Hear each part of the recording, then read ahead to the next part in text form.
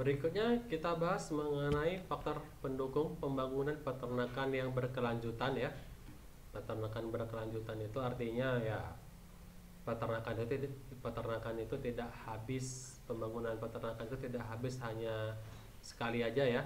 Jadi kita usaha ternak, kita mendapatkan hasilnya, setelah itu habis. Tidak diharapkan seperti itu, tapi bagaimana caranya supaya usaha peternakan itu berkelanjutan.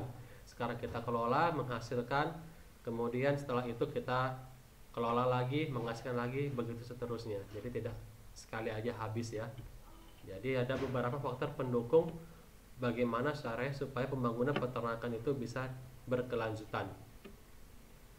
Adanya realita bahwa sistem pembangunan pertanian dan peternakan selama ini kurang mampu meningkatkan kesejahteraan petani. Jadi ada realita ya, kenyataan bahwa sistem pembangunan pertanian dan peternakan, terutama ya peternakan, selama ini tidak mampu atau kurang mampu untuk dapat meningkatkan kesejahteraan petani. Kemudian tidak dapat mempertahankan kesuburan tanah. Jadi ini ya, kenyataannya seperti itu ya. Kadang-kadang kalau kesuburan tanah ini ya terkait pertanian mungkin ya, pertanian terlalu banyak menggunakan zat kimia, pestisida dan lain sebagainya, yang menyebabkan kesuburan tanah menjadi rusak, tidak seperti dulu lagi kondisinya. Selain itu juga rusaknya lingkungan. Jadi banyak ya faktor ya, pertanian dan perkebunan, peternakan apabila tidak dikelola dengan baik tentunya akan dapat merusak lingkungan. Perikanan juga seperti itu, kalau tidak dikelola dengan baik tentu lingkungan bisa rusak dan usaha pertanian peternakan tersebut tidak dapat berkelanjutan. Nah itu dia, kalau sudah lingkungan rusak otomatis selesai, tidak bisa lagi ya. Ini banyak sekali di pertanian, contohnya banyak yang bahas itu ya, misalnya perkebunan ya, perkebunan kelapa sawit misalnya seperti itu, yang menyebabkan lingkungan rusak, yang tadinya hutan jadi sawit semua, misalnya seperti itu. Peternakan juga bukan berarti hanya pertanian perkebunan saja, peternakan juga seperti itu. Banyak yang menganggap bisa mencemari lingkungan. Misalnya apa? Misalnya penanganan limbah misalnya ya, limbah dari usaha ternak itu apabila tidak dikelola dengan baik tentunya dapat merusak lingkungan. Jadi bagaimana supaya bisa tidak merusak lingkungan ya, mungkin contohnya kebersihannya dijaga, kemudian limbah-limbah tadi dikelola atau diolah menjadi pupuk atau biogas dan lain sebagainya. Kemudian adopsi teknologi yang macet. Nah, jadi teknologi semakin lama semakin berkembang di dunia peternakan ya, pertanian dan peternakan. Tapi tidak seluruhnya bisa diaplikasikan ke usaha peternakan, terutama peternakan rakyat. Jadi ada yang macet di sini teknologinya. Teknologi terus berkembang, penelitian banyak, tapi tidak sampai ke peternak. Jadi cukup disayangkan ya. Nah, apabila Anda seorang mahasiswa, baik itu mahasiswa S1 atau S2 ya, Anda punya riset buat disertasi, buat skripsi, buat tesis misalnya seperti itu, tapi tidak sampai ke masyarakat peternak ya, cukup disayangkan ya. Jadi perlu kita pikirkan bagaimana caranya memilih riset itu kalau bisa sampailah ke peternak, terutama teknologi ya.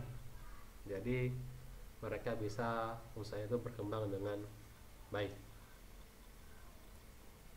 Kemudian serta menggejalanya kepenuhan plasma nutfah. Plasma nutfah ini maksudnya adalah ternak lokal kita ya. Jadi Indonesia ini sebenarnya banyak sekali ternak lokal. Yang paling terkenal misalnya apa? Misalnya kambing. Kita punya kambing namanya kambing kacang. Kambing kacang ya. Mungkin Anda sering jumpa di lingkungan Anda kambing kacang. Tapi apakah Anda yakin bahwasanya itu benar-benar murni, darahnya masih murni kambing kacang, tidak ada campuran dari darah-darah yang lain mungkin ya? Mungkin dia pernah kawin dengan kambing jenis lain ya, itu masih apa ya, menjadi masalah juga bagi kita. Kadang kita juga IB ya, kita pakai IB misalnya ya, inseminasi buatan menggunakan pejantan unggul ya, sperma dari pejantan unggul semacam limosin atau simental. Nah itu kalau tidak kita kontrol penggunaannya, bisa jadi nanti sapi-sapi lokal kita kayak sapi Bali, sapi Aceh, sapi pesisir itu akan punah karena sudah tidak ada lagi sapi lokal kita yang betul-betul darahnya murni ya, sudah tercampur semua, ada campur simental, ada campur limosin dan lain sebagainya. Jadi itu bisa menyebabkan kepunahan plasma nutfah. Bisa jadi kalau hal ini terus berlanjut, suatu saat kita nggak akan pernah lagi bisa menemui atau menjumpai sapi Aceh atau sapi Bali atau sapi pesisir yang benar-benar darahnya murni. Bisa jadi kita nggak bisa karena sudah tercampur semua darahnya ya. Nah itu dan juga pentingnya recording tadi ya, recording supaya kita bisa manage, pantau ini turunnya dari mana. Ada sapi misalnya, dia turunnya dari mana, jantannya apa, betinanya apa, begitu juga turunan sebelumnya. Jadi ada dampak buruk juga. Jadi kadang kita jangan terlalu tergesa-gesa juga. Oh kita mau memperbaiki mutu genetik sapi lokal kita, bagaimana caranya? Kita lakukan dengan cara crossbreeding ya, perkawinan silang dengan bangsa lain yang lebih unggul.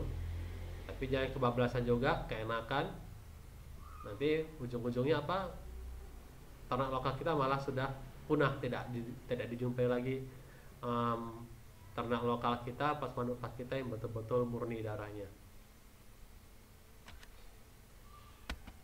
Baik, mungkin itu saja yang bisa saya berikan materi mengenai dinamika dan prospek dunia peternakan terutama di Indonesia. Jadi mungkin materinya tidak terlalu banyak ya yang bisa saya berikan. Untuk selanjutnya kita bisa diskusi di kolom komentar yang ada pada channel YouTube saya ini atau video saya. Mungkin Anda mempunyai